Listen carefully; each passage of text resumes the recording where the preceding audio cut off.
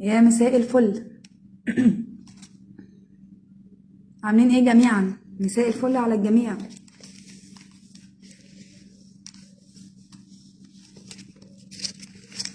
نستنى بس الناس تجمع، اي حد يدخل يطمنا على الصوت والصورة. لو تمام نبدأ اللايف بتاعنا على طول.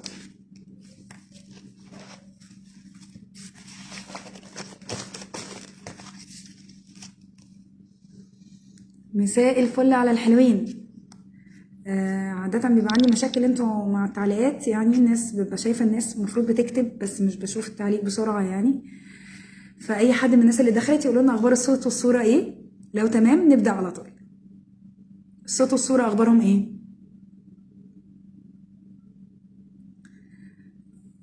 أخبار الصوت والصورة ايه؟ الشباب اللي دخلت الناس يقولوا لنا الصوت والصورة أخبارهم ايه؟ احنا عاملين لايف، بقالي كتير ما عملتش معاكم لايف. اعذروني قد ايه انا مشغوله الفتره دي، مطحونه ما بين الشغل وتقفيل المناقشه بتاعه الدكتوراه بتاعتي طبعا مع بناتي، فالدنيا ما بتبقاش، مش بيبقى عندي وقت ان انا اعلن الاول واتفق معاكم على ميعاد، والناس بتزعل لما بعمل لايف من غير ما اقول لهم، بس انا مضطره بقى.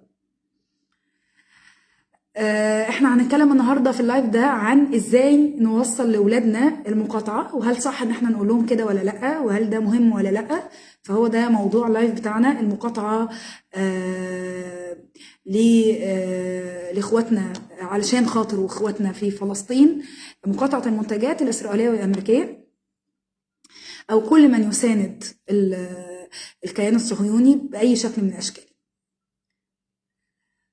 خلينا الاول نبدا، هل احنا واقفين مع القضيه الفلسطينيه؟ الحقيقه انا عندي تحفظ كبير على الجمله دي، اللي هو هل احنا مع القضيه الفلسطينيه، احنا واقفين مع القضيه الفلسطينيه. يا جماعه في فرق ما بين ما اقول مثلا في حرب في اوكرانيا، فانا بصفتي انسان بني ادم اتعاطف او اقف، دي اسمها واقف معاهم. لكن ما ينفعش نقول الكلام ده على فلسطين. احنا ما ينفعش نقول على نفسنا واقفين مع القضيه الفلسطينيه، احنا القضيه الفلسطينيه. يعني الكلام ده يقوله شخص امريكي، الماني، صيني، ياباني، يعني يقولوا اي شخص في اي دوله حوالين العالم لسه انسان بيتعاطف مع الانسانيه، بيتعاطف مع المبادئ، مع الحريه، مع كرامه البني ادمين، هتلاقيه يقول انا واقف مع القضيه الفلسطينيه. لكن ما ينفعش مسلم عربي يقول انا واقف مع القضيه الفلسطينيه. احنا القضيه الفلسطينيه، تمام؟ يعني احنا اصحاب القضيه، زينا زي الفلسطينيين اللي خرجوا بره فلسطين ومجبرين في عدم العوده، محرومين من حقهم في العوده لبلادهم. تمام؟ ينفع واحد فلسطيني عايش في المانيا مثلا يجي يقول انا واقف مع القضيه الفلسطينيه؟ احنا هنهزر؟ هو فلسطيني اصلا، يعني دي قضيته، هو مش واقف معاها، هي بتاعته، هي قضيته يعني. فنفس الوضع لاي مصري، اي مسلم، اي مسيحي، اي يهودي مازال غير صهيوني، تمام؟ اي انسان في اي حته في الدنيا يتعاطف مع القضيه، لكن المسلمين العرب ما بيقولوش ان هم متعاطفين مع القضيه. احنا القضيه قضيتنا، والارض ارضنا، والمقدسات مقدساتنا، ودفاعنا عن المقدسات الدينيه هو فرض عين مفروض علينا. فاذا هي بتاعتنا مش بتاعت ناس واحنا واقفين معاهم عشان بنساند الحق. تمام؟ هو الحق مش مع الفلسطينيين واحنا واقفين معاهم، هي احنا القضيه. تمام؟ اللي اول خط النار فيها اخواتنا في فلسطين اللي في وسط الارض، اللي هم بيتعاملوا عشان هم اقرب ما يكون للارض. كنا احنا بعاد شويه، ده بيخلينا مضطرين، لكن ما زالت القضيه قضيتنا، ولازم الصوره دي توصل لاولادنا بشكل واضح. تمام؟ طبعا من المهم جدا، واللي انا عملت له اكتر من بوست واكتر من فيديو باكد، انا ضد انفصال الاطفال عن ما يحدث حواليهم. تمام؟ بمعنى ايه؟ حتى في الظروف العاديه، يعني مثلا حصل حاله وفاه في البيت، ومش مش قايلين للعيال، انا ضد الكلام ده. في مثلا اب اتسجن مثلا، اب عي دخل المستشفى، اب مات، اقول لاولاده ولا لا؟ اقول طبعا. يعني اقول طبعا فصل ولادنا عن الاحداث اللي حواليهم ده سيء ومؤذي. تمام؟ فاذا ان انا ادخل ابني في اللي بيحصل ده امر مهم جدا وطبيعي. تمام؟ ازاي اشرح له ايه هي القضيه الفلسطينيه، يعني ايه هم، مين هي فلسطين، وليه غاليه، ليه غاليه؟ ايه هي مقدساتنا في فلسطين؟ ايه هو دورنا تجاه فلسطين؟ يعني احنا بنشرح ده، اسم البلد، علم البلد، عاصمه البلد، المدن الموجوده في البلد، بعرف ولادي تاريخه، بعرف ولادي ليه المسلم فرض عين عليه دفاع عن مقدساته. مقدساته في كل حته بقى، يعني ما ينفعش اجي اقول الكعبه بتاعت السعوديين، هي الكعبه مش بتاعت السعوديين، الكعبه بتاعت المسلمين في كل حته في العالم. تمام؟ فما ينفعش اجي اقول ده في اعتداء على الكعبه السعوديين يتصرفوا، ما فيش حاجه اسمها كده يا بابا. الكعبه ده مقدساتك، ده دينك، ده شرفك. فانت في اي حته في الدنيا لو حصل اساءه تجاه الكعبه انت فرض عليك تدافع. فاذا نفس الوضع لمقدساتنا في فلسطين، نفس الوضع تجاه بلد الانبياء، ارض فلسطين الشريفه يعني. فلازم يوصل ده لاولادنا، ده رقم واحد. رقم اتنين، انا عملت فيديو مخصوص بقول يا جماعه اعزلوا فيديوهات القتل المباشر عن الاطفال تحت سن 10 سنين. القتل المباشر يعني انا بعرفه ان اخواته في فلسطين بيتقتلوا، لكن ما بخلوش يشوف بعينه الدم والقتل والناس بتطلع اشلاء، ما بخليش ابني صغير يشوف كده، وبمنع عنه اي مصدر يشوف بيه الكلام ده بشكل مباشر. ليه؟ عشان ده خطر على تكوينه النفسي وخطر على سلامه النفسي. ليه؟ لانه في سن اضعف واقل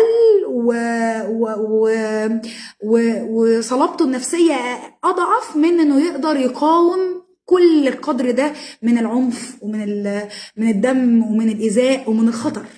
تمام؟ فاولادنا تحت سن 10 سنين بنمنع عنهم الفيديوهات المباشره للقتل. المباشره يعني يشوفها بعينه، لكن بقول له اخواتك بيتقتلوا، بقول له بيظلموهم، بقول له بيبعتوا عليهم صواريخ، بقول له الكلام ده بقوله، لكن مش بخليه يشوفها مرأى العين يبقى ليها صورة ذهنية في دماغه. ما بخلوش يعمل كده لو هو سنه صغير او لو هو حالة خاصة مثلا. تمام؟ حتى لو كبير حالة خاصة برضو بمنعه عن فيديوهات القتل. نفس موقفي لما تفتكروا لما اتكلمت عن الأضحية في عيد الأضحى، وقلت برضو يمنع الأطفال عن رؤية الذبح بشكل مباشر لو الطفل أصغر من 7 سنين أو لو الطفل حالة من حالات الاحتياجات الخاصة. حتى لو هو عايز بمنعه عن ده علشان الصورة الذهنية للقتل والصورة الذهنية للذبح والصورة الذهنية للدم اللي بتبقى أقوى وأكبر وأتقل من إن نفسيته تقدر تستحملها. تمام؟ تمام. يبقى احنا متفقين ان احنا صح ان احنا نواصل ولادنا بالقضيه الفلسطينيه ونخليهم فاهمين ايه اللي بيحصل ومتابعين معانا الاحداث. احداث مأساويه لازم يحس ان هو من الناس دي، يحسهم ويتابعهم ويدعي لهم باستمرار، واللي يقدر يتبرع بيتبرع، وبخلي ولادي يشاركوا في ده. تمام؟ طيب ادي رقم واحد.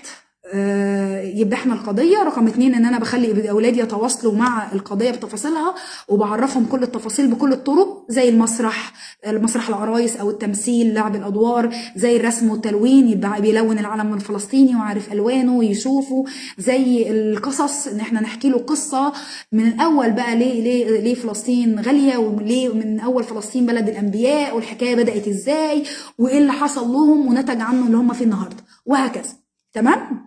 اتفقنا عن النقاط دي. نيجي بقى لنقطة ماما ينفع اشتري المية دي؟ فقال لا يا حبيبتي ده في المقاطعة. بالمناسبة دي ازازة قديمة عندي يعني.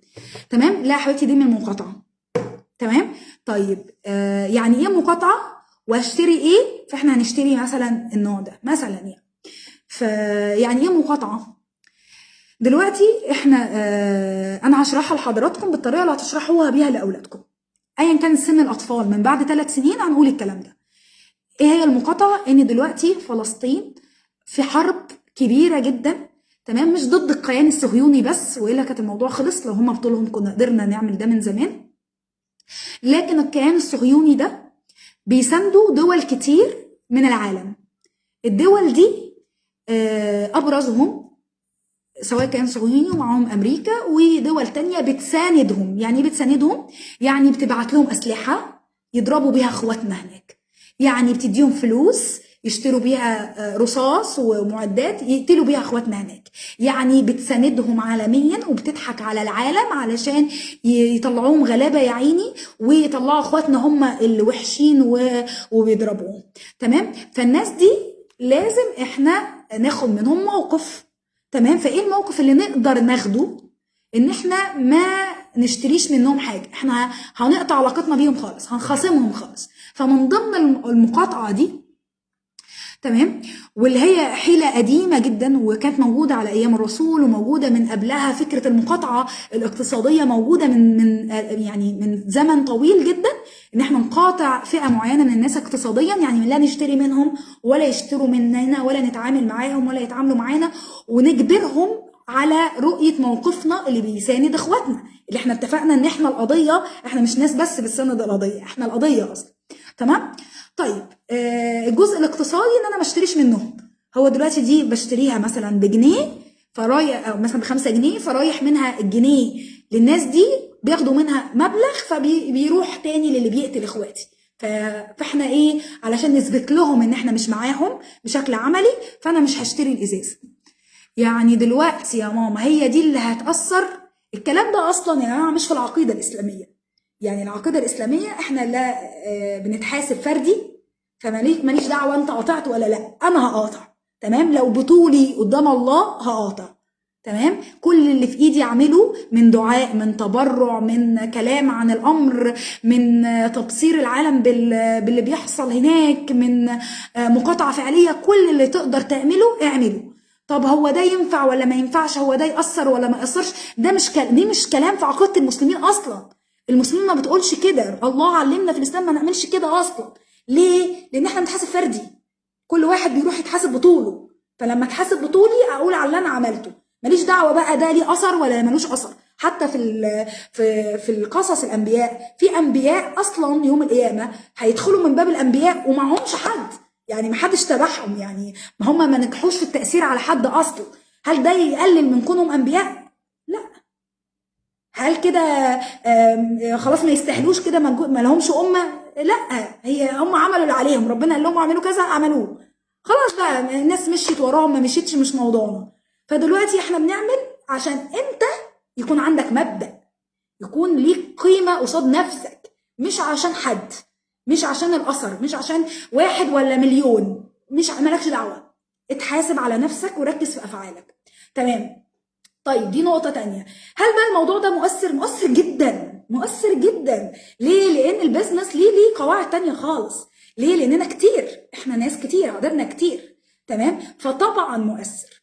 احنا اتفقنا في الأول إن بغض النظر عن التأثير أنا لازم أوصل لأولادي احنا ملناش دعوة. اللي بعدها احنا مؤثرين ومؤثرين جدا، والكلام ده بيضرب شركاتهم وبيخليهم يعملوا حيل تسويقيه زي العروض وتنزيل الاسعار وان هم يطلعوا باسامي تانية، وده لازم ننتبه له، انه هيطلعوا الفتره الجايه باسامي تانية اصلا خالص احنا ما نعرفهاش. وكمان احنا كمان عقبال ما نتخلص من كده، يعني كنت لسه بقول لكم دي ازازه قديمه عندي، ليه ازازه في بيتي عليها اسم جوه المقاطعه؟ لان احنا عقبال ما نتخلص من كل حاجه في بيوتنا بتساند الكيان الصهيوني والامريكي هناخد وقت. مثلا مش هشتري مثلا ثلاجه كل يوم، فلو ثلاجتي من ماركه بتساندهم فهي هتقعد معايا لغايه ما احتاج اشتري ثلاجه جديده. تمام، فده مش مهم. ونفس الفكره في الحاجات اللي موجوده جوه بيتنا بطبيعه الحال، اللي لسه كان جايب قبل كده مثلا مسحوق معين، ولا كان جايب حاجات معينه طويله المدى بتقعد معاه شويه وقت، طبعا هيبقى عنده نفس الازمه، الحاجه لسه موجوده. تمام، فشويه صبر لاكتر من سبب. صبر لغايه ما انت تفهم كل الماركات وتبقى عارف وتاخد على كده. احنا لسه بندخل السوبر ماركت بنفضل نشوف ده تبع شركه ايه وده تبع شركه ايه وكده، وده جهاد للمسلمين. يعني احنا كنا بنعمل كده وانا في امريكا مثلا عشان ادور على اكل حلال واكل مش حلال. تمام، عملت كده وانا في المانيا. ينفع اجي اقول لا ما خلاص بقى ناكل اي جبنه واي لحمه واي بتاع؟ لا، ما ينفعش يا ماما. طالما رحت لازم تجتهد عشان انت محرم عليك حاجات، فلازم تحترم دينك. فنفس الفكره، اي موضوع مشقه، بس احنا نؤجر على مشقتنا، احنا بنؤجر على كل شيء، فاذا هنؤجر عليها، فما فيش مشكله خالص. فنتعب شويه لغايه ما ما الموضوع هيفك. طب هيفك يا ماما، يعني احنا بعد كده هيبقى الموضوع احسن؟ طبعا. ليه بقى؟ اولا احنا هنتعود، تمام، فمش هنحتاج نسال كتير.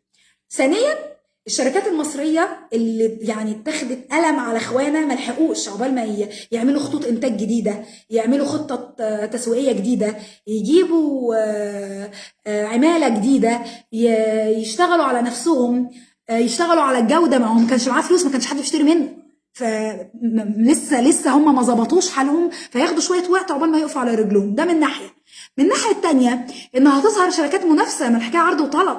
ما احنا كلنا ما اشتريناش الميه اللي جوه اللي هي بتقاطع الكيان الصهيوني. بعد شويه ضغط الطلب على الميه التانيه هيخلي في شركات تطلع مصريه بتنافس. هتنافس في ايه بقى؟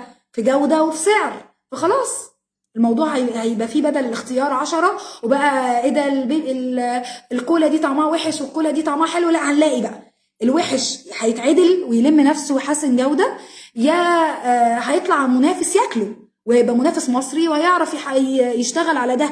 الحلو هيلاقي نفسه بقى بيكسب اكتر فهيشتغل على جودته اكتر ويحسن من نفسه، ويبقى الموضوع كله هيفك بعد كده.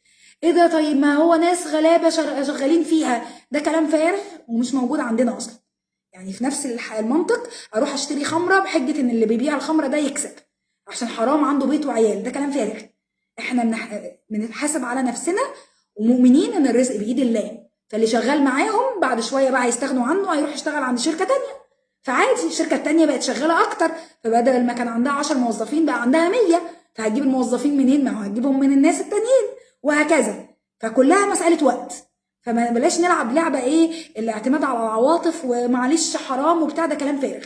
ونفس الفكره للمطاعم والاماكن والسوبر ماركتات وبتاع اللي بتدعي تقول لك ايه اصل انا اشتريت خلاص فاشتريهم مني. لا يا جماعه معلش، يعني زي ما انت بتاخد مميزاتها خد عيوبها، رجعها بقى للشركه، استحمل الخساره دي مقابل المكسب التاني، اي حاجه.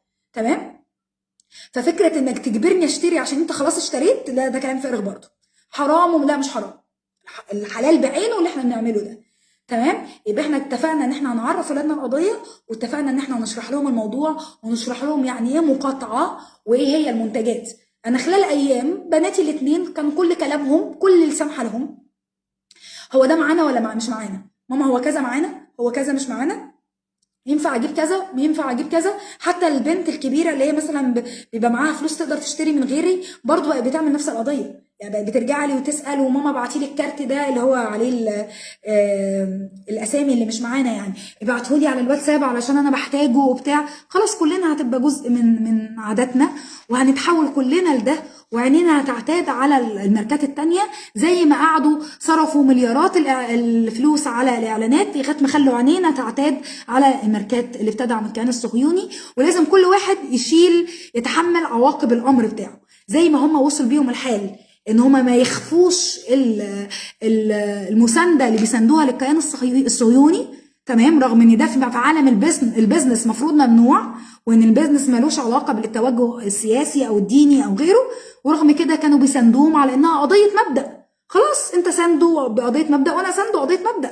انا اساند مين؟ انا القضيه. انا القضيه، انا فلسطين اصلا.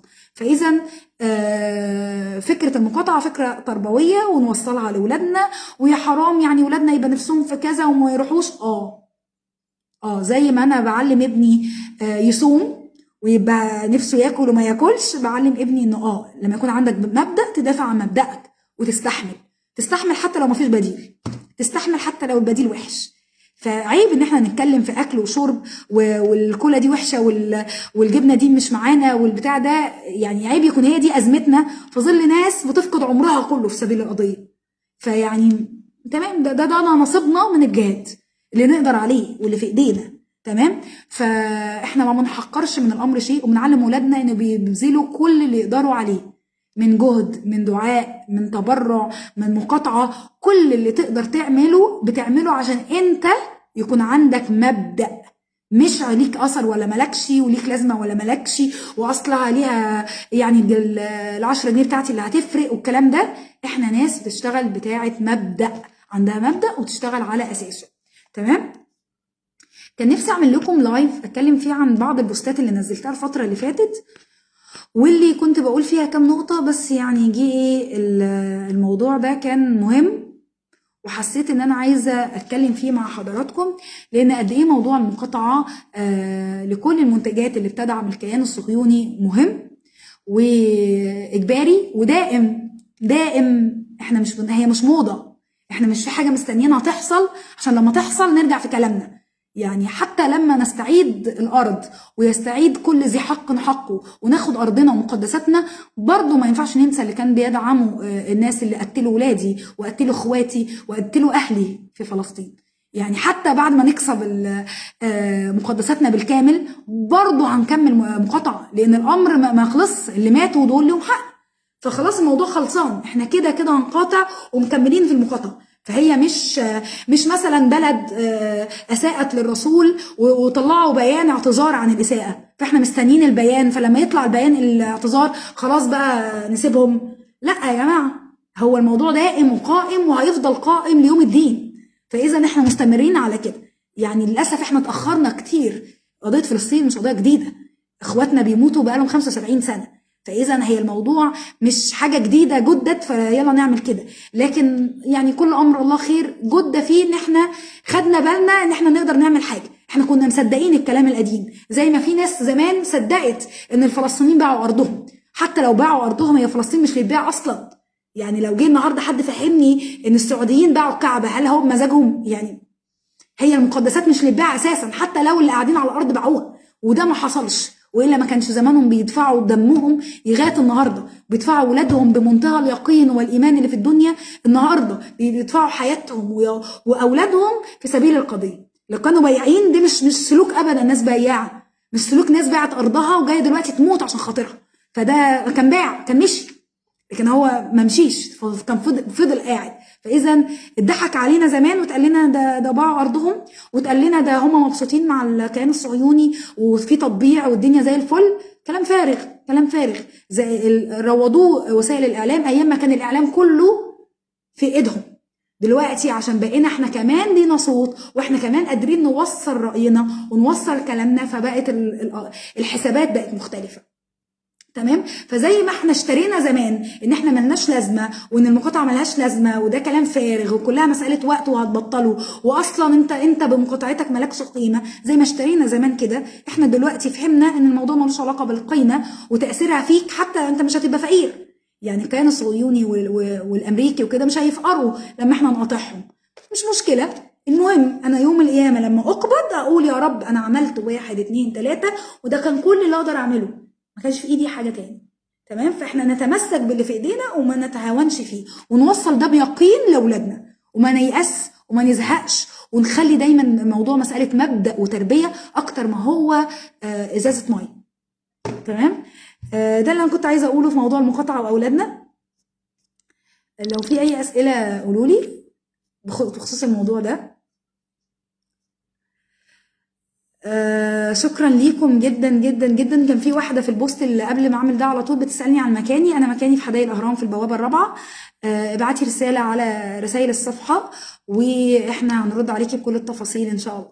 شكرا ليكم. ماجدة عمار، احنا بتوع تربيه. تصبحوا على خير.